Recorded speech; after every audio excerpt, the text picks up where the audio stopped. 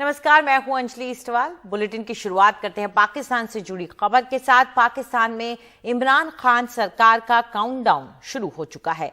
रविवार को उनकी सरकार के खिलाफ लाए गए अविश्वास प्रस्ताव पर वोटिंग होनी है।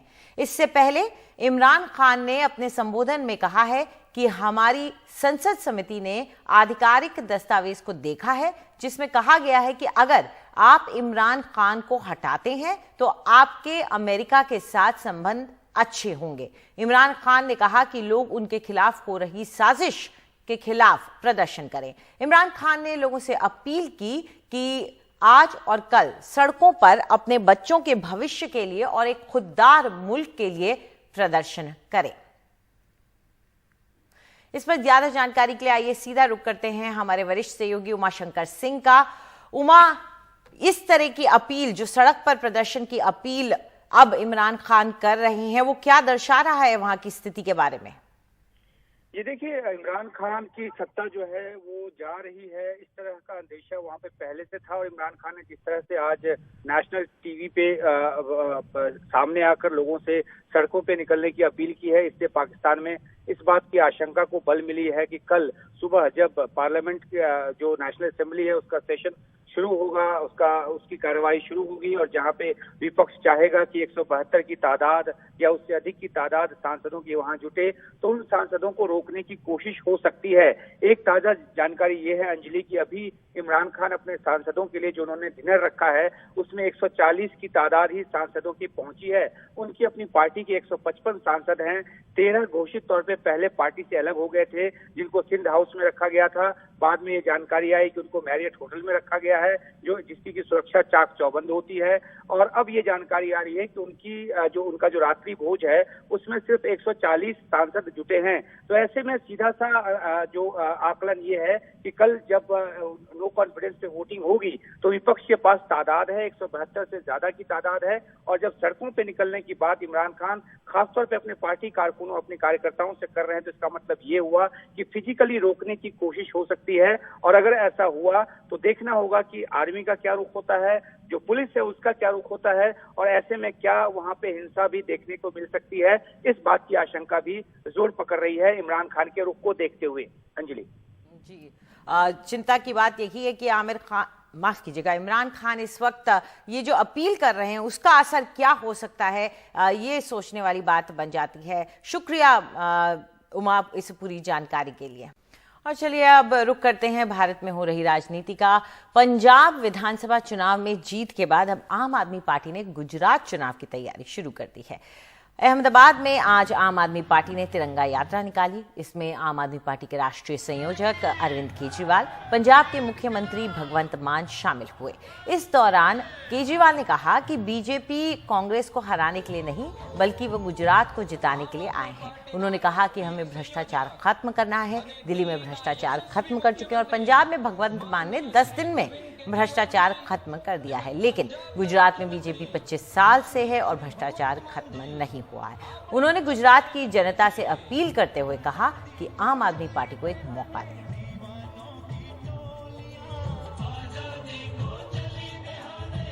दिल्ली से हमने भ्रष्टाचार खत्म कर दिया। दिल्ली में अब अगर आप किसी दफ्तर में जाते हो पैसा नहीं देना पड़ता, सारे काम बिना पैसे के होते हैं। पंजाब में भगवंत मान ने 10 दिन में भ्रष्टाचार खत्म कर दिया। दिल्ली में कोई पैसे मांगता है, लोग कहते हैं केजरीवाल आ जाएगा। पंजाब में कोई पैसे मांगता है, कहते हैं भगवंत मान आ जाएगा। गुजरात में पैसे मांगते हैं क्या? रिश्वत चलती है। 25 साल हो गए बीजेपी को। यहाँ पे उनसे भ्रष्टाचार खत्म नहीं हुआ। दोस्तों, मैं किसी पार्टी की बुराई नहीं करने आया। मेरा मकसद यहां आने का, मैं बीजेपी को हराने नहीं आया, मैं कांग्रेस को हराने नहीं आया, गुजरात को जिताने के लिए आए हैं। गुजरातियों को जिताना है, गुजरात को जिताना है। जिताना है कि नहीं जिताना है? गुजरात से भ्रष्टाचार खत्म करना है। अहंकार हो गया इन लोगों को 25 साल में। अब ये जनता की नहीं सुनते। एक मौका आम आदमी पार्टी को दो, जैसे पंजाब के लोगों ने दिया, जैसे दिल्ली के लोगों ने दिया। इन्होंने 25 साल राज कर लिया, अभी अगले 5 साल कुछ नया तो करने वाले हैं नहीं। एक मौका आम आदमी पार्टी को दो, अगर हम पसंद नहीं आए तो अगली बार बदल देना, अगली बार फिर ले आना इनको, कोई प्रॉब्लम तो नहीं है। एक मौका आम आदमी पार्टी को दो, सारी पार्टियां भूल जाओगे दोस्तों। तो गुजरात की राजनीति में कदम रखने की किस तरह से तैयारी चल रही है आम आदमी पार्टी की, इसके बारे में अहमदाबाद से शरद शर्मा की ग्राउंड रिपोर्ट। दिल्ली के मुख्यमंत्री अरविंद केजरीवाल और पंजाब के मुख्यमंत्री भगवंत मान आज अहमदाबाद में तिरंगा गौरव यात्रा निकाल रहे हैं।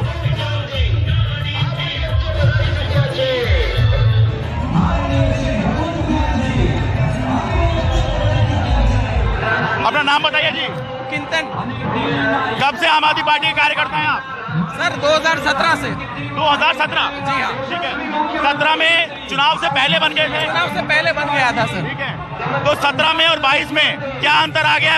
सर बहुत अंतर है। इस बार पूरा रिजल्ट अलग है। इस बार पूरी आम आदमी पार्टी की ही इधर लग रहा है कि पूरी की पूरी इधर जीत होने वाली है, ऐसा लग रहा है हमें। क्योंकि आपकी तो एक सिंगल सीट भी नहीं है यहाँ पर गुजरात में, कैसे सरकार बनाएंगे? नहीं, बिल्कुल बिल्कुल। जब हम सूरत में थे तब लोग हम बोलते थे आप 0 हो जाएंगे, आप कहीं नहीं हो, कोई फाइट में नहीं हो। फिर भी सूरत के लोगों ने इतना प्यार दिया और 27 सीटें हम जीत के आए। बीजेपी की डिपॉजिट कोई कभी सोच भी नहीं सकता गुजरात में जा सकते हैं। वहाँ पे नगर निगम में मुख्य पक्षी पार्टी बनी है। बिल्कुल बिल्कुल। आज भी तो उस तौर पे आज इतना माहौल है गुजरात के अंदर, तो बहुत बढ़िया गुजरात में आम आदमी करने जा रही है। हार और जीत में कितना अंतर होता है इस बात को समझिए।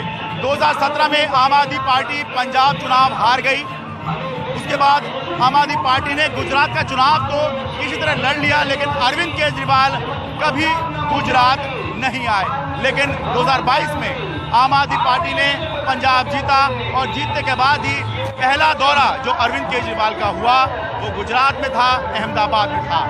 अहमदाबाद से अपने कैमरा सहयोगी सचिन गुप्ता के साथ मैं शरद शर्मा, एनडीटी मीडिया।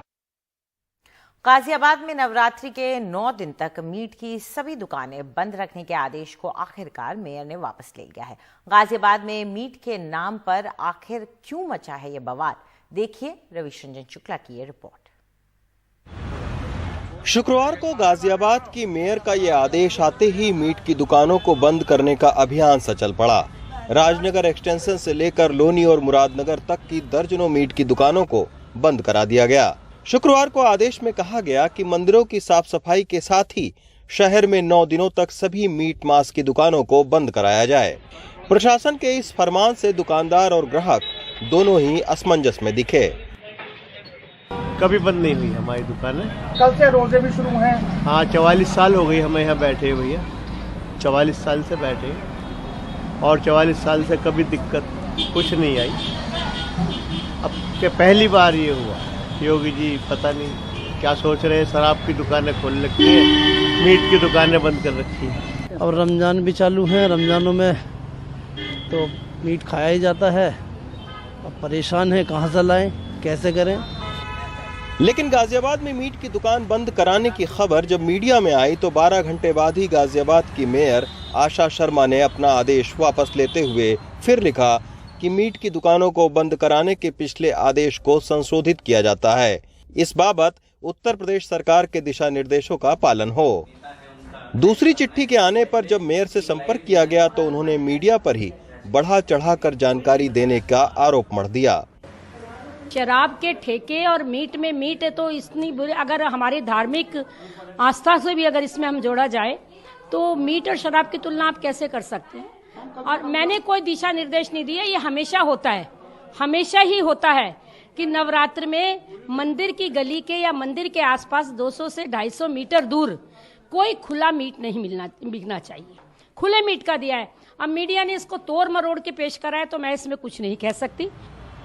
गाजियाबाद में ये कोई पहला मामला नहीं है जब मीट से जुड़े कारोबारी राजनीति का शिकार हुए हों। इससे पहले लोनी के विधायक नंद किशोर गुर्जर भी मीट के दुकानदारों को धमकी देते दिखे थे। सवाल ये उठता है कि विविधता भरे हमारे समाज में क्या प्रशासन के लोग खान पान और व्यवसाय पर इसी तरह के सख्त फरमान जारी कर सकते हैं या नहीं। गाजियाबाद से Ravishankar Shukla, NDTV India.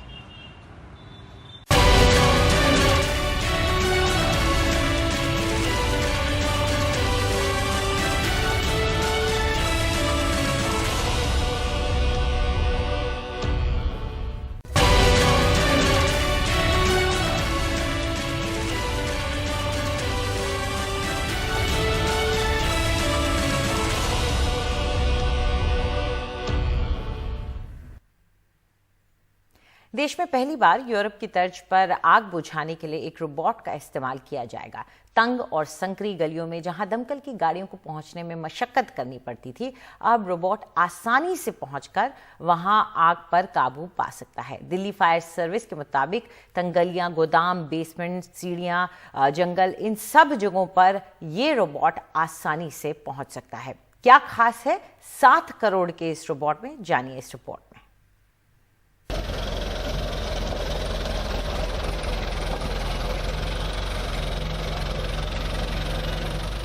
Remote control fire fighting robot. ये खास रोबोट अब दिल्ली में मुश्किल से मुश्किल आग को बुझाने को तैयार है। विदेश से आया ये रोबोट 300 मीटर दूर तक रिमोट कंट्रोल से चलाया जा सकता है। दिल्ली फायर सर्विस के मुताबिक तंग गलियों, गोदाम, बेसमेंट, सीढ़ियों, जंगल की आग, ह्यूमन रिस्क वाले तमाम एरिया, ऑयल केमिकल टैंकर की आग, ऐसी जगहों पर ये रोबोट आसानी से न केवल पहुंचेगा बल्कि बड़ी तेजी से आग पर काबू पाने का मादा रखता है। तंग गलियों में जहां पर दमकल कर्मी नहीं पहुंच पाते हैं या मुश्किल हालात होते हैं, वहां पर आग बुझाएगा ये रोबोट। 7 करोड़ का ये रोबोट विदेश से आया है और अपने आप में यूनिक है। कहीं भी मुश्किल हालात हों, ये रोबोट आग बुझाने में सक्षम है। खास तौर से गर्मियों के दिन में जब दिल्ली में आग बहुत ज़्यादा लगती है, उस समय इस मशीन का काफ़ी ज़्यादा उपयोग हो सकता है, क्योंकि दिल्ली में तंग गलियां हैं और आग लगने की बड़ी बड़ी घटनाएं हुई हैं। ऐसे में जो रोबोट है वो काफ़ी उपयोगी साबित होगा।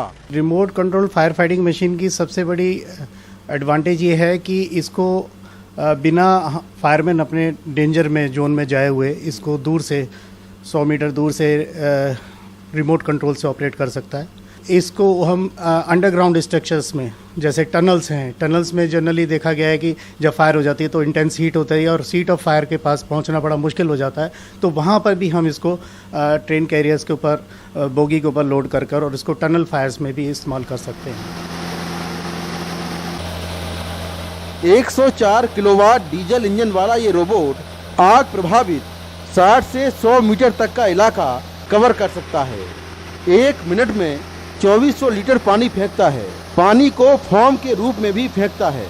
इसकी नोजल 30 डिग्री तक घूम सकती है। जरूरत पड़ने पर इस रोबोट के जरिए केमिकल स्प्रे कर आग बुझाई जा सकती है। इसके अंदर वाटर कैनन और फोम दोनों का हम इस्तेमाल कर सकते हैं और इसका जो जेट है वो 60 मीटर से लेकर 80 मीटर तक जा सकता है। तो जहाँ ऐसी फायर हो जाती हैं जो बहुत ज़्यादा डेंजरस होती हैं, जैसे बल्क फ्यूल ऑयल फायर्स हैं, जहाँ पर बहुत ज़्यादा टेम्परेचर है, हीट रेडिएशन बहुत होती है, जहाँ पे नज़दीक जाना मुश्किल होता है, तो वहाँ पर हम इसमें एक रेडिएशन शील्ड हमें मिल जाती है और दूसरा दूर सेफ डिस्टेंस पे खड़े रहकर हम इसको फायर के नज़दीक भेज सकते हैं। इस रोबोट के बाद आग बुझाने के लिए दमकल कर्मियों को अब जान जोखिम में नहीं डालनी पड़ेगी। एक कैरियर से ये रोबोट घटना स्थल पर पहुंचकर अपना काम शुरू कर देता है। दमकल विभाग के मुताबिक आने वाले दिनों में इस रोबोट की संख्या और भी बढ़ाई जाएगी। नई दिल्ली से कैमरामैन मोहम्मद मुरसलीन के साथ मुकेश सिंह सेंगर की रिपोर्ट, एनडीटीवी इंडिया। दिल्ली से सटे गाजियाबाद में एक चलती कार पर नाच रहे लड़कों का वीडियो वायरल होने के बाद पुलिस ने इस मामले में कार्रवाई की है। कार के मालिक पर 20,000 रुपए का जुर्माना लगाया गया है। साथ ही 5 लोगों को गिरफ्तार भी किया गया। 33 सेकंड के इस वीडियो में देख सकते हैं कि कार धीमी रफ्तार से चल रही है। 2 लड़के उसके ऊपर खड़े होकर नाच रहे हैं। एक शख्स बोनट पर भी बैठा हुआ है, लेकिन बाद में वो सभी माफी मांगते हुए नजर आए।